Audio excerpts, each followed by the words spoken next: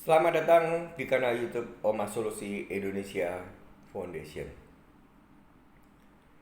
Pada kesempatan yang luar biasa ini, saya akan memenuhi janji saya. Kita pagi ini, video yang saat ini sedang Anda tonton, akan mulai membahas tentang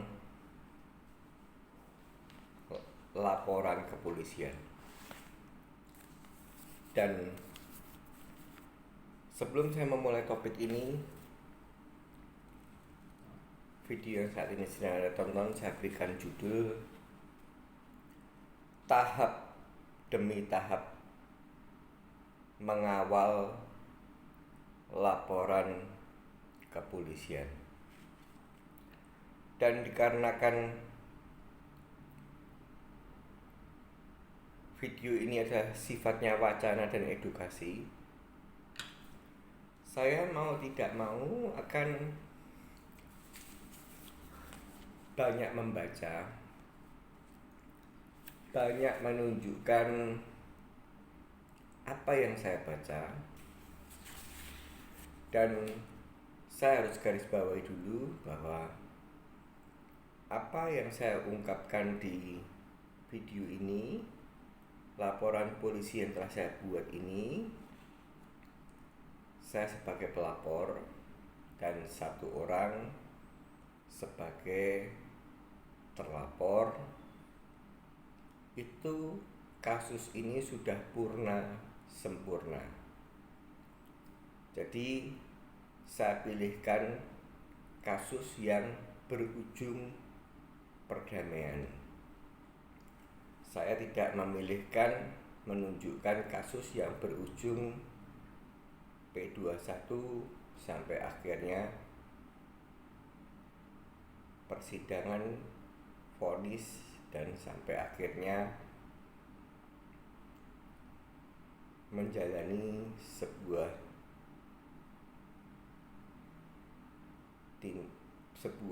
konsekuensi tindak pidana, yaitu masuk penjara. Jadi saya akan menunjukkan step by stepnya, tahap demi tahap mengawal laporan ke polisi ini. Saya akan menunjukkan secara detail, tapi ada nama, ada nomor, ada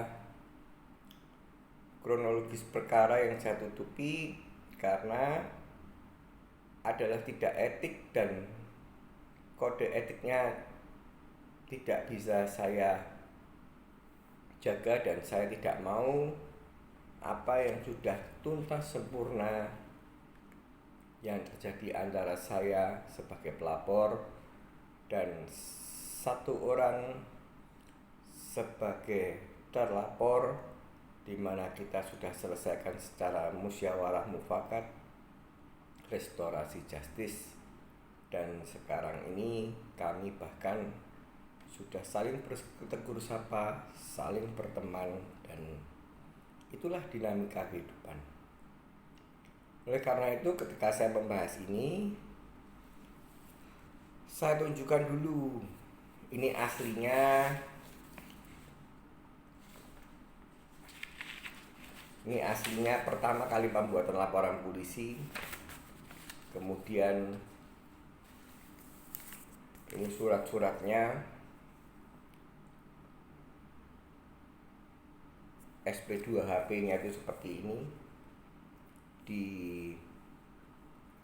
dikirim atau sebagian saya ambil di kantor polisi. Problematika kasus ini diawali dari tahun 2022 bulan Februari. Kemudian ini SP2HP mirror ya, nanti saya tetap akan pasang di akun lampiran akun Instagram lampiran underscore osi underscore osif. SP2HP pertama, jadi setelah Februari 2022 SP2HP saya minta pertama di Maret 2022. Kemudian tahun 2022 itu di Aprilnya, jadi mulainya Februari, Maret saya minta SP2HP, Aprilnya saya tidak minta SP2HP karena dua alasan. Yang pertama karena Polresta Surakarta pindah kantor dari yang tadinya di Manahan pindah di Slamet Riyadi. Itu yang pertama, sehingga personel kepolisian sedang sibuk. Dan yang kedua, kalau Anda bisa balik flashback ke tahun 2022 April itu ada momentum Idul Fitri, sehingga kita semua harus mentoleransi ada momen pindah dan Idul Fitri, dimana kalau Idul Fitri itu Kepolisian Negara Kesatuan Republik Indonesia itu menunaikan tugas, tidak bisa cuti, menunaikan tugas menjaga kelancaran prosesi mudik dan sampai akhirnya pramudik pun juga harus dikawal. Dan setelah itu baru mereka bergiliran cuti, sehingga April itu kosong. Dan setelah itu saya baru minta SP2HP lagi Mei 2022. Dan kemudian saya minta SP2HP lagi mirror, tapi jangan khawatir, akan saya tempel di akun Instagram lampiran_OSIF Juni.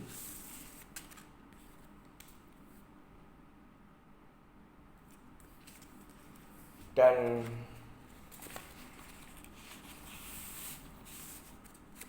Februari, Maret, April kosong, Mei saya minta SP2HP, Juni minta SP2HP, disambung dengan SP2HP di bulan Juli. Juli ini saya mendapatkan 2 SP2HP di awal bulan.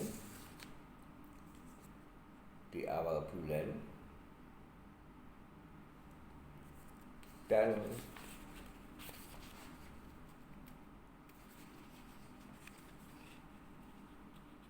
di akhir bulan. Saya masukkan dulu ya, biar saya tuh kalau tidak selesai tuntas itu kurang seret. Jadi bulan Juli itu saya mendapatkan 2 SP2HP di awal bulan dan di akhir bulan. Dan Anda bisa lihat di status ini. Ini sekalian untuk nanti masuk ke topik. Di Juli 2022 awal bulan ini statusnya masih biasa. Maksudnya biasa itu formatnya belum ada tertulis seperti SP2HP di Juli akhir. Kalau di sini belum tertulis Pro Justia. Kalau di sini sudah tertulis Pro Justia. Artinya kalau yang Juli awal, Juni, Mei, April, Maret, Februari itu masih prosesnya klarifikasi. Tapi kalau akhir Juli ini SP2HP-nya sudah ada pengukuhan Pro Justia.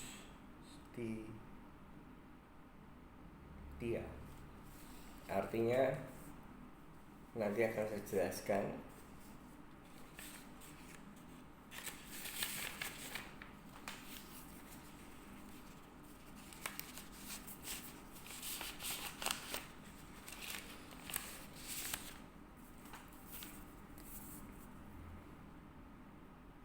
Dan kemudian di bulan 8-nya saya juga mendapatkan SP2HP. Ini bulan 8.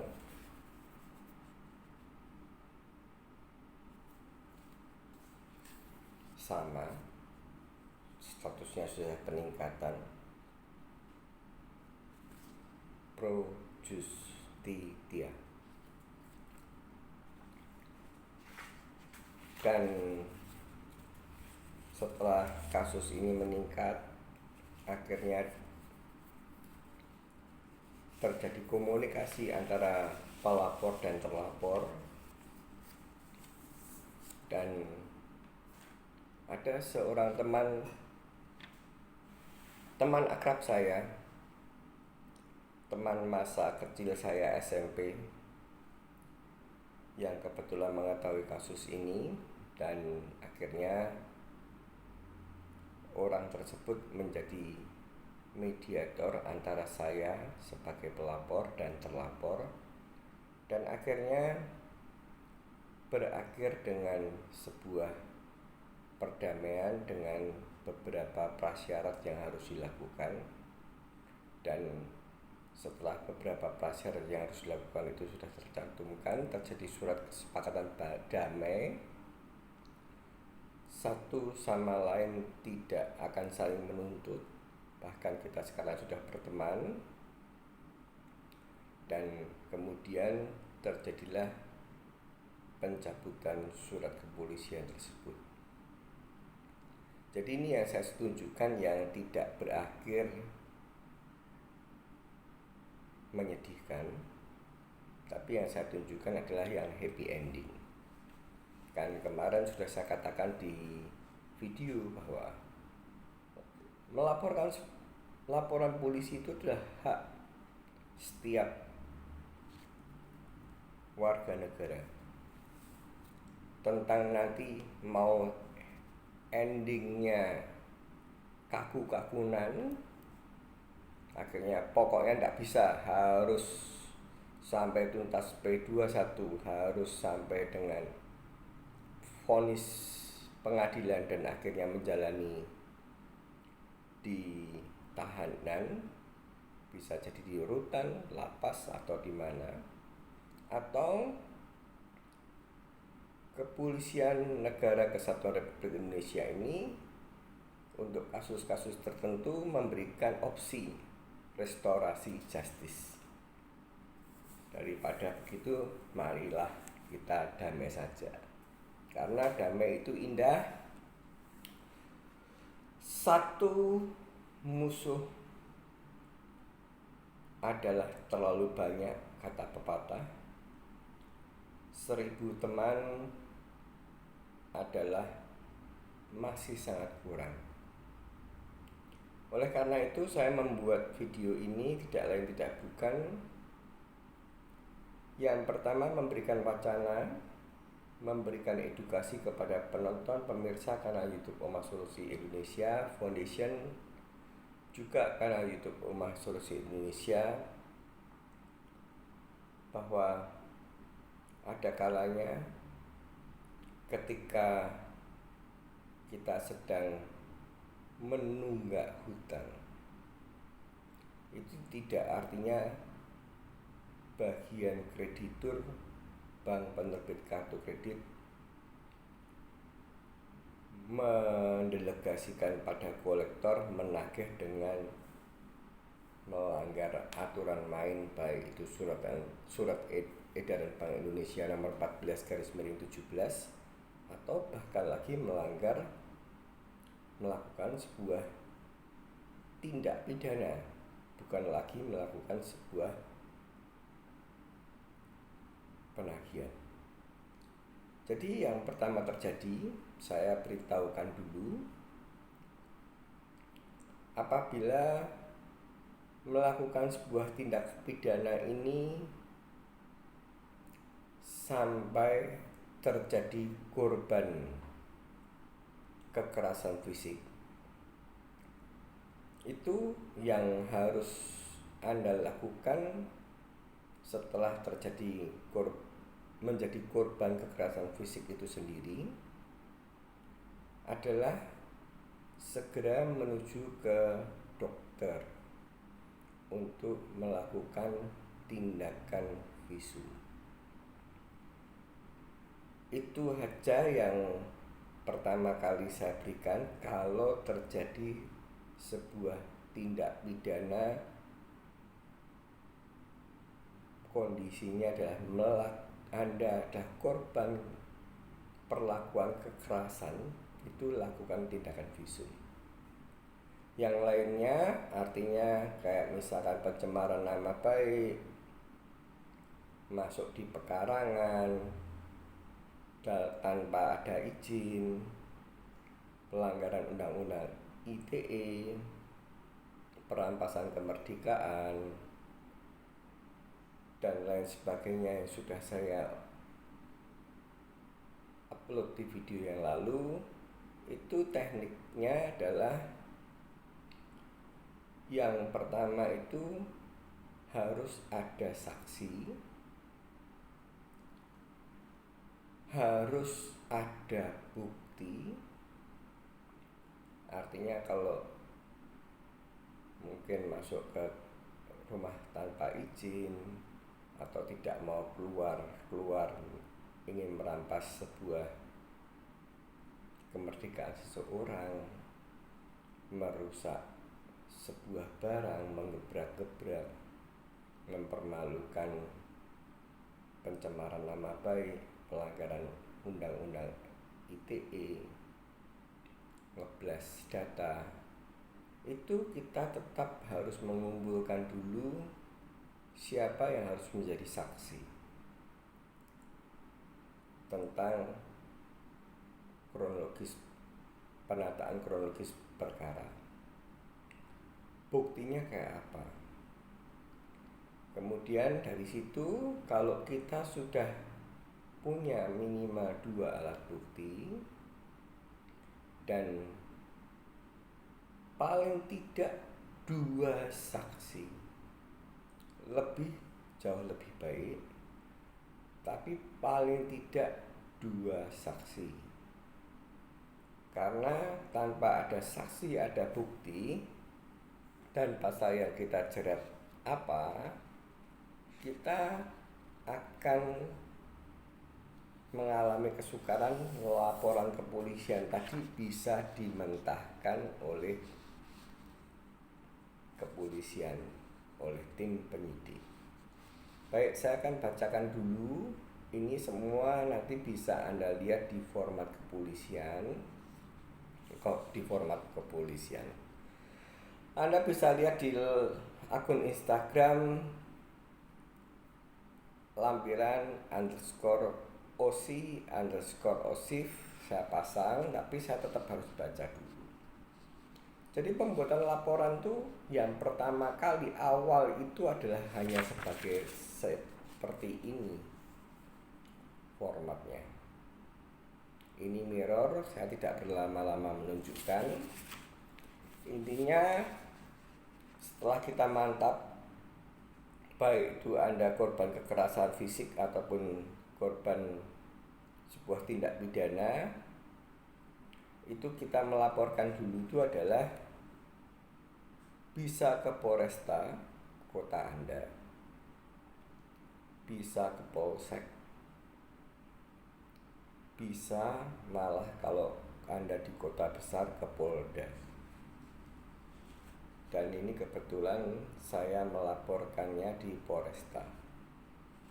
Di kop suratnya adalah Kepolisian Negara Republik Indonesia daerah Jawa Tengah, Risor Kota Surakarta, Jalan Adi Sucipto 2 Surakarta.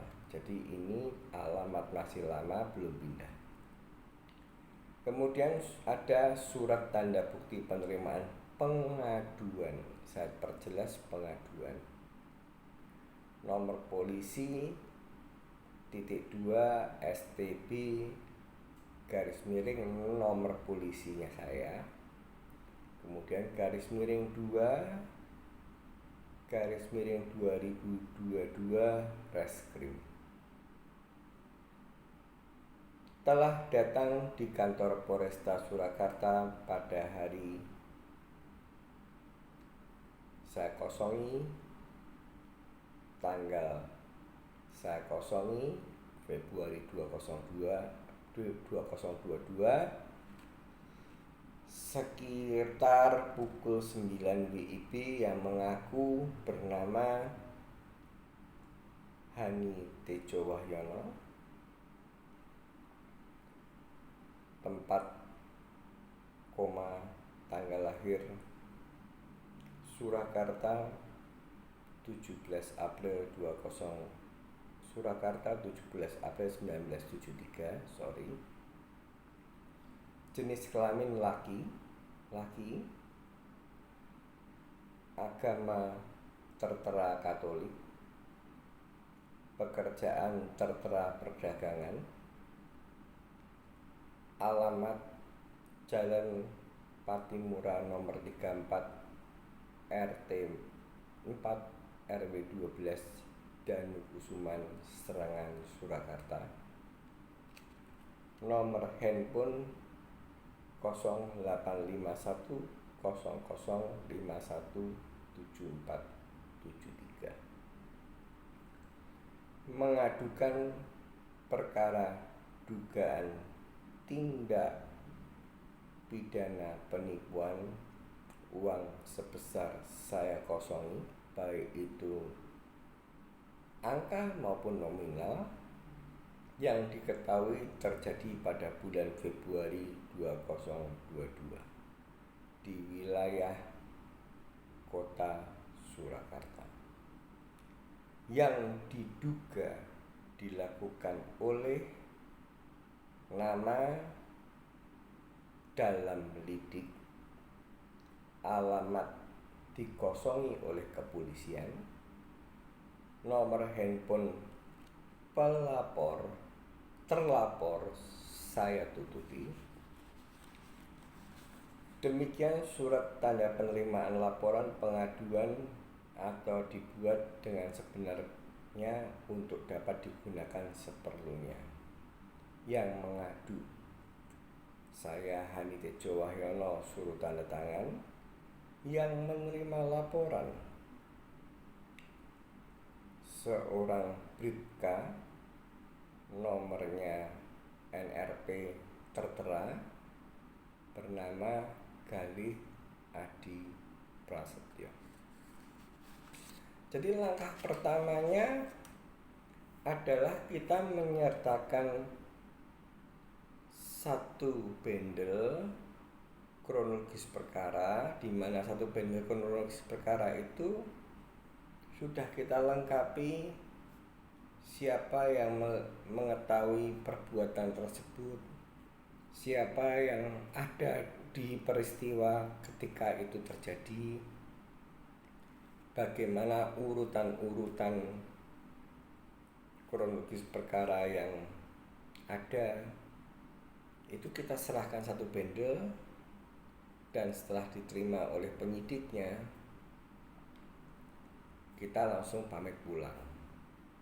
Karena ini tidak serta-merta, ini tidak sakdet-saknyet bahasa Jawanya, butuh proses untuk penggalian data lebih lanjut. Dan setelah kita menyerahkan bulan Februari, itu sudah ada aturan mainnya. Nanti saya akan pasang di akun Instagram lampiran_osif Jadi SP2HP itu terbit itu tiap berapa hari, itu tergantung dengan klarifikasi jenis kasusnya. Kasus mudah, kasus sedang, kasus sulit, sangat sulit. Nanti saya akan tampilkan di sana, saya punya fotonya. Dan setelah 1 bulan lamanya, Februari sampai Maret, pelapor atau Anda, entah itu korban kekerasan fisik yang dilakukan oleh oknum kolektor atau pencemaran nama baik, pengancaman, atau pengerusakan barang, atau merampas kemerdekaan tidak mau pulang-pulang, atau pelanggaran undang-undang ITE dengan cara menyebar data, itu wajib untuk senantiasa rutin rajin apel ke kantor polisi. Entah itu Anda tadi melaporkan ke Polresta, entah itu Anda melaporkan ke Polsek, atau malah ke Polda. Dan ketika Maret itu saya datang, sudah disiapi SP2HP formatnya A1. Jadi setiap SP2HP itu ada formatnya. Saya akan bacakan dan Anda tidak perlu mengingat-ingat, nanti saya akan tempel. Kepolisian Negara Republik Indonesia, Daerah Jawa Tengah, Resor Kota Surakarta, Jalan Slamet Riyadi nomor 376 Surakarta. Jadi ini sudah ada perpindahan kantor yang tadi di Adi Sucipto nomor 2 Surakarta, dan di bulan Maret sudah menjadi alamat baru Slamet Riyadi nomor 376 Surakarta. Nomor SP2HP saya tutupi, garis miring 3, tadi kan belum ada SP2HP yang sama sekali terbit, dan yang ini adalah garis miringnya 3 karena bulan Maret mewakili bulan Maret. Reskrim 1.1 garis miring 22 Reskrim, klarifikasi lampiran perihal pemberitahuan perkembangan hasil pengaduan penelitian pengaduan Surakarta Maret 2022 kepada Halidejo Wahyono, Partimura 34 RT 4 RW 12 Danukusuman. Sama prosesnya adalah poin pertama adalah rujukannya apa? Rujukannya Undang-Undang RI nomor 2 2022 Kepolisian Negara Republik Indonesia.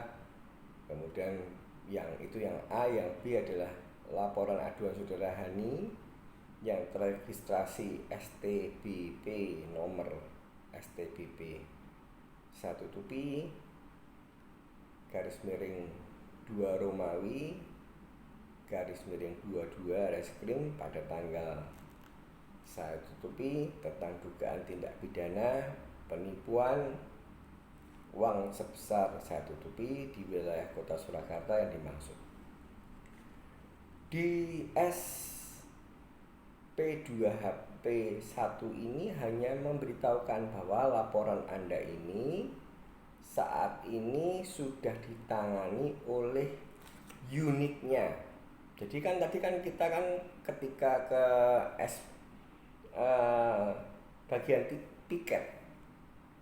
bagian piket kan kita kan belum tahu sing nangani siapa. Yang kita tahu adalah penerimanya siapa.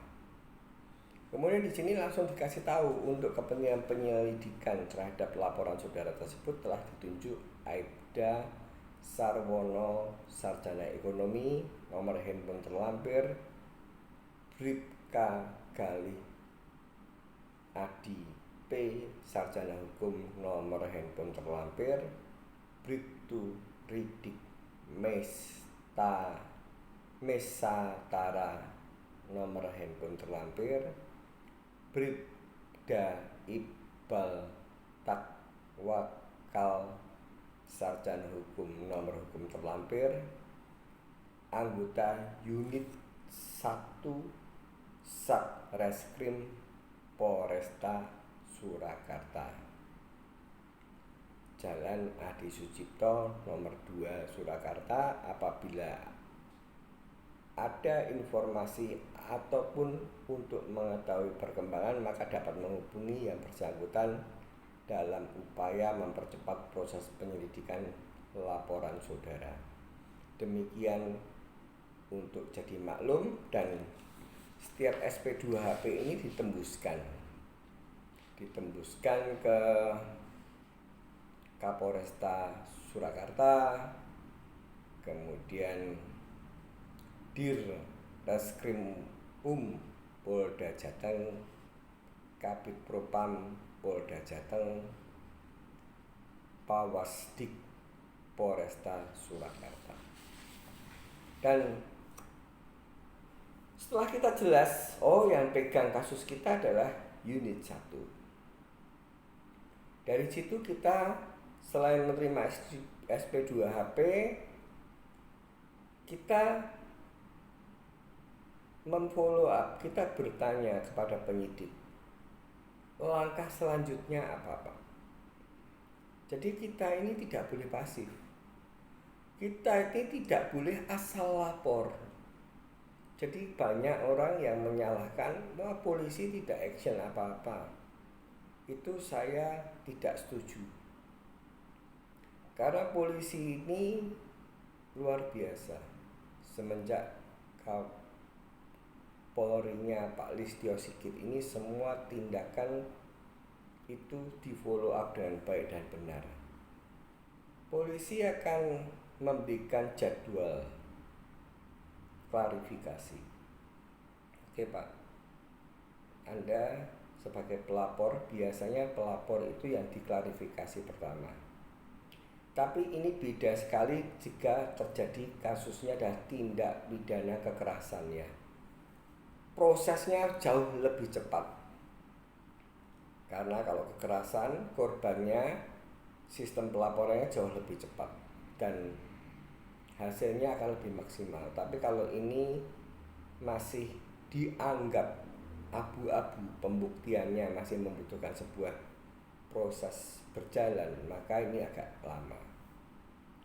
Kemudian di antara bulan Maret sampai dengan bulan Mei itu saya keep in touch, selalu apel ke kepolisian. Bagaimana Pak, kapan saya mau diperiksa sebagai terlapor? Dan kemudian saya diperiksa.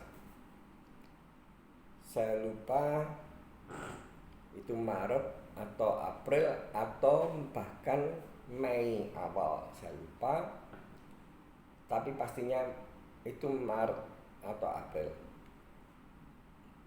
Saya periksa, itu bukan BAP tapi sebatas klarifikasi, walaupun format metodenya tetap sama, tatap muka.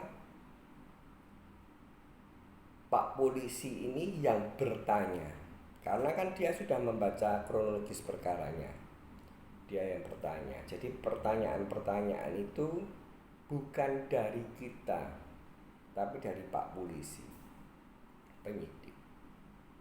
Setelah ada pertanyaan yang ditanyakan Pak polisi, kita punya kewajiban untuk menjawab dengan benar, dengan tidak rekayasa. Ingat, Kalau Anda merekayasa jawaban, nanti Anda akan puyeng ketika terjadi konfrontir. Karena versi pelapor begini, versi terlapor begini, nanti siapa yang membuat alibi, siapa yang membuat alasan. Ketika penyidik sebelum melakukan gelar perkara akan ada satu sesi yang tidak dinyana-nyana, yaitu adanya konfrontir. Konfrontir itu adalah dipertemukan dua belah pihak yang saling memberikan jawaban yang tidak betul atau berlawanan, sehingga dari konfrontir tadi pertemuan dua belah pihak, entah itu terlapor, entah itu dengan pelapor, entah itu terlapor atau dengan saksi, itu akan ketahuan siapa yang benar dan siapa yang bohong. Dan di sini selama bulan Maret sampai dengan bulan Mei ini yang saya akan kasih tahu. Saya tidak akan membacakan ya. Formatnya tadi A1, sekarang formatnya sudah A11. Saya tidak akan membacakan rinci, intinya bahwa dia mengabarkan, polisi mengabarkan di poin 2, rujukan tidak perlu dibacakan karena menghabiskan waktu. Bersama ini kami beritahukan bahwa aduan saudara telah kami lakukan penelitian dan juga telah melakukan serangkaian kegiatan penyelidikan. Di antaranya adalah A. Melakukan pemeriksaan terhadap pelapor Saudara Hani Tejo Wahyono. B. Melakukan pemeriksaan terhadap Saudari X. C. Melakukan pemeriksaan terhadap Saudari Y. Jadi saya sudah bilang butuh saksi. Kemudian di setiap SP2HP pasti polisi akan mengatakan apa hambatan yang ditemukan setelah adanya pemeriksaan 3 orang tadi, dan apa yang akan dilakukan selanjutnya.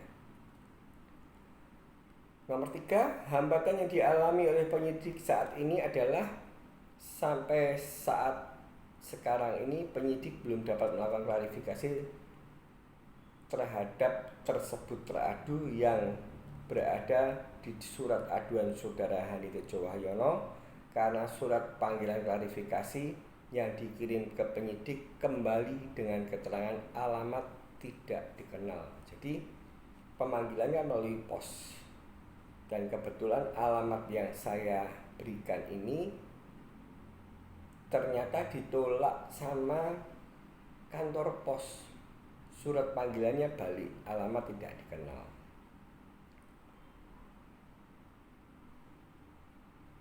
Adapun kegiatan yang dilakukan adalah melakukan serangkaian kegiatan penyelidikan klarifikasi terhadap pihak yang disebut dalam aduan saudara, antara lain melakukan permintaan klarifikasi terhadap teradu dalam surat aduan Saudara Hani Tejo Wahyono dan akan melaksanakan gelar perkara. Kemudian nomor 4 tidak perlu saya bacakan, intinya kalau Anda belum jelas silahkan hubungi yang tadi sudah saya sebut yang menangani Reskrim 1. Demikian untuk menjadi maklum, dan terima kasih. Tembusnya adalah di Reskrim Polda Jateng, Kabid Propam Polda Jateng, Kapolresta Surakarta, Pawasdik Polresta Surakarta. Itu bulan Juni, itu bulan Mei, dan ini bulan Juni sama. Jadi setiap kali saya apel terus ya. Bagaimana Pak perkembangan kasus saya?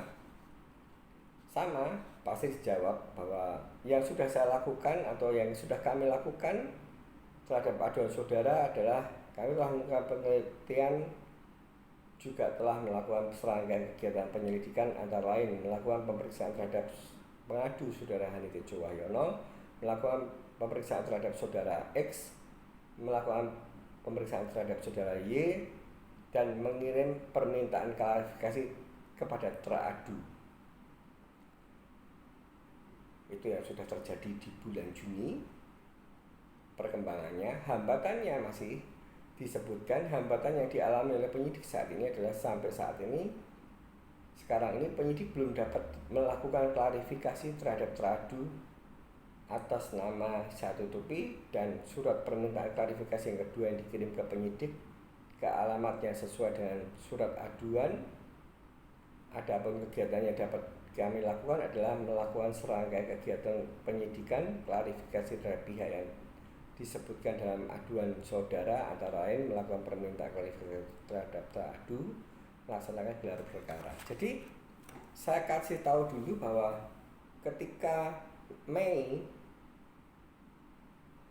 surat yang dikirim melalui pos balik itu, polisi mempunyai hak untuk minta dukungan pada pelapor. Barangkali Anda tahu alamat lainnya, dan itu adalah koordinasi kerjasama.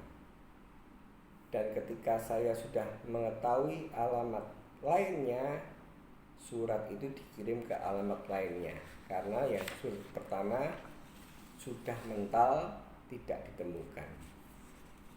Kemudian langsung SP2HP bulan Juli awal, sama intinya, hanya bahwa saya sudah memeriksa, masih sama saksinya, masih baru 3 orang, dan yang terlapor sudah dipanggil surat klarifikasi 2 kali. Hambatannya sampai saat ini penyidik belum dapat melakukan klarifikasi saudara Satu Tupi setelah dikirim undangan klarifikasi 2 kali dan tidak hadir tanpa keterangan. Sampai saat ini saudara yang ditutupi namanya belum bisa diklarifikasi, karena saat dikirim undangan klarifikasi yang kedua kali tidak hadir tanpa keterangan, dan saat penyidik mendatangi, ingat, ketika tidak datang dipanggil, penyidik mendatangi rumah saudara ini sampai 2 kali dalam keadaan kosong.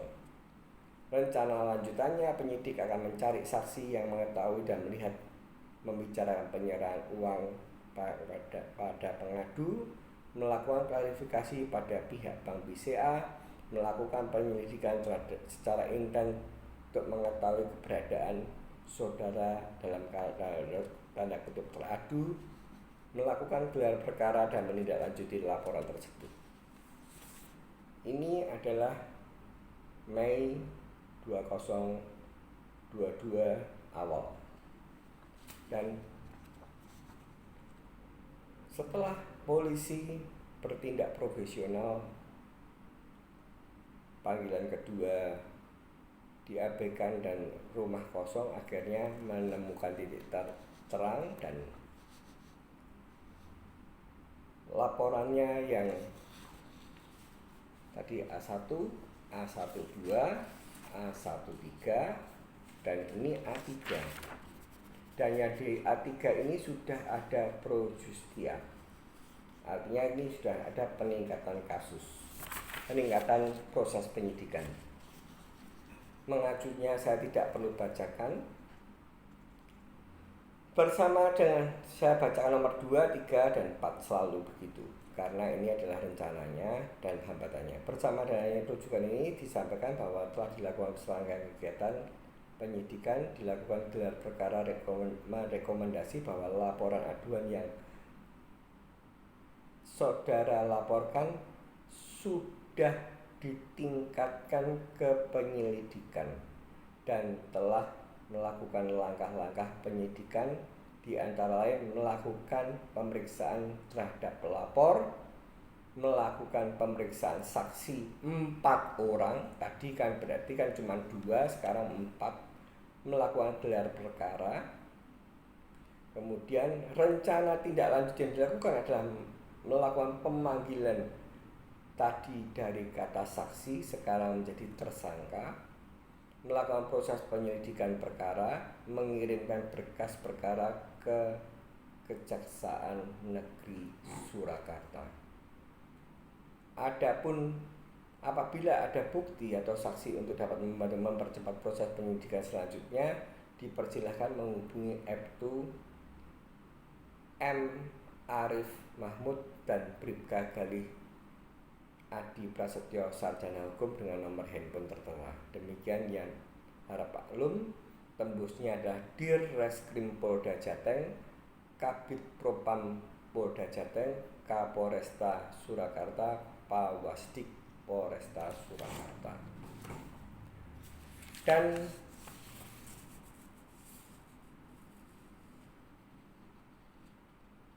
bulan Agustus, tadi Juli, formatnya tadi A3, sekarang A31. Saya menerima lagi, bukan menerima, meminta. Sama, yaitu dia mengatakan perkembangan kasusnya adalah telah melakukan pemeriksaan terhadap pelapor, melakukan pemeriksaan terhadap saksi, mengirim surat pemberitahuan dimulainya penyelidikan ke Kejaksaan Negeri Surakarta. Nanti silahkan Anda akan lebih puas ketika Anda membaca tempelan ini di lampiran _OSIF akun Instagram saya.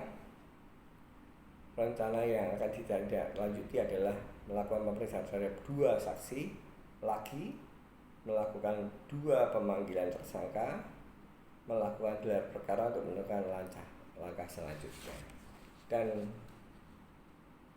melakukan pemeriksaan tersangka ini berarti sudah bukan saksi tapi sudah menjadi tersangka. Dan ini kira-kira yang sudah saya sebutkan. Jadi tidak ada cerita, tidak ada saya punya keyakinan bahwa rumor yang ada hukum tajam ke bawah, tumbul ke atas. Dan jika mana memang Anda ini telaten dan Anda memonitoring dengan baik dan benar, dan kenyataan apa yang diminta oleh penyidik itu sudah Anda penuhi semuanya, dan masih boleh dikatakan disepelekan,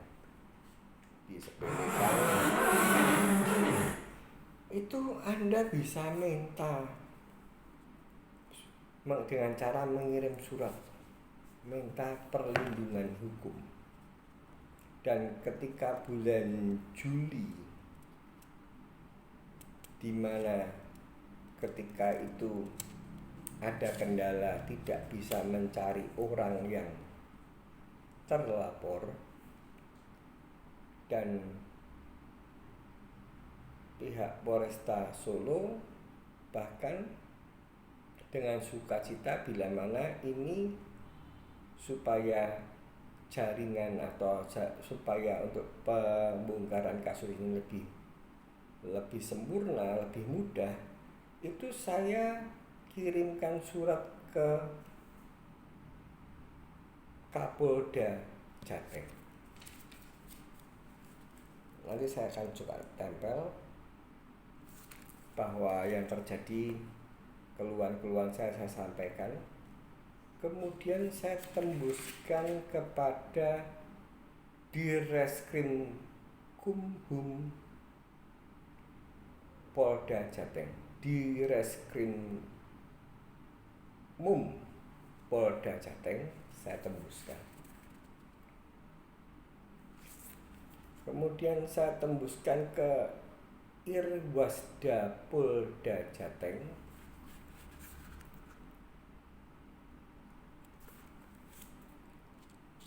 Kemudian saya tembuskan kepada Kabid Kum Polda Jateng. Dan kemudian saya tembuskan ke Kabid Propam Polda Jateng.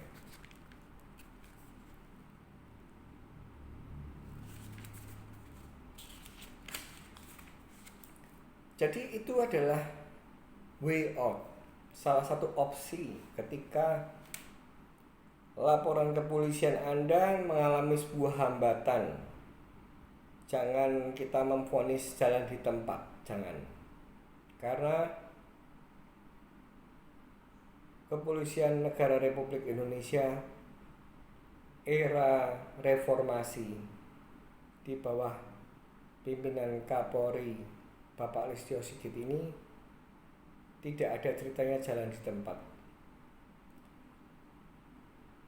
Bahkan membuka sebuah hotline pengaduan khusus.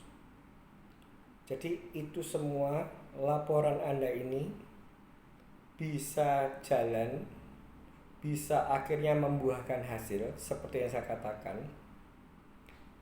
Kalau Anda memang menganggap tindakan yang telah dilakukan terhadap Anda ini tidak bisa ditoleransi, tiada maaf bagimu, efek jera sampai harus masuk ke penjara, sidang P21, dan akhirnya mendekam di penjara, itu semua adalah hak Anda sebagai korban.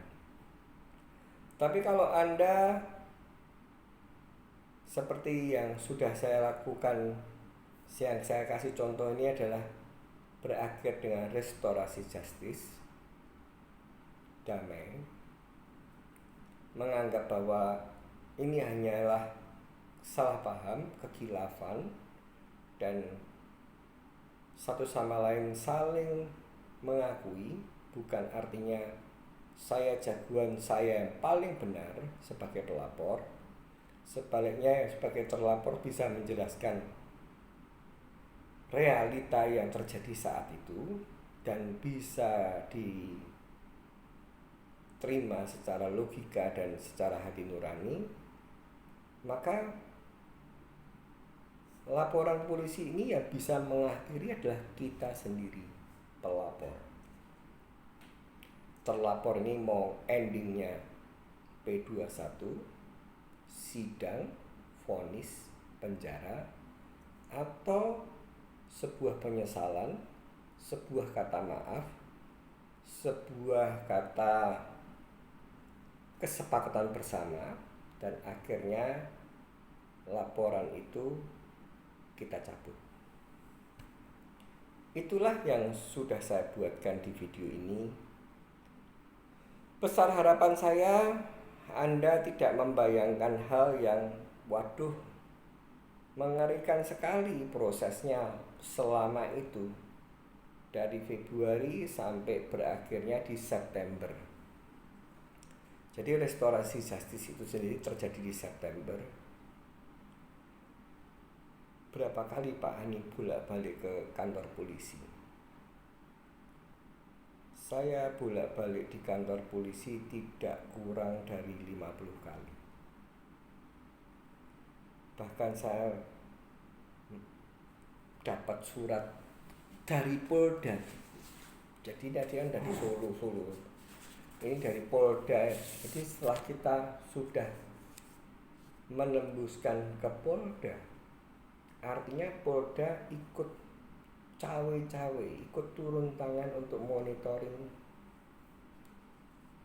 membahas hambatan-hambatan yang mungkin bisa diselesaikan atau mungkin itu sebagai motivasi pada penyidik Polresta Surakarta. Semoga video ini bermanfaat, semoga Anda bisa mengerti apa yang saya jelaskan dan saya janjikan kepada penonton pemirsa kanal YouTube Oma Solusi Indonesia, terutama yang memang menjadi korban keganasan, bukan penagihan tapi lebih cenderung sebuah tindakan pidana. Jangan ragu-ragu untuk berkonsultasi dengan saya, founder Oma Solusi Indonesia, atau dengan Pak Albert, Oma Solusi Indonesia Studio Jakarta Timur, atau dengan Pak Rudi, Oma Solusi Indonesia Studio Jambi. atau Pak Fendi, Omah Solusi Indonesia Studio Jakarta Barat. Dan satu lagi, ini sudah fix, dalam waktu dekat ini akan ada Omah Solusi Indonesia Studio Bekasi di bawah mentoring Pak Irsan Harahap. Jangan menyerah, tetap semangat, dan ingat, badai pasti berlalu.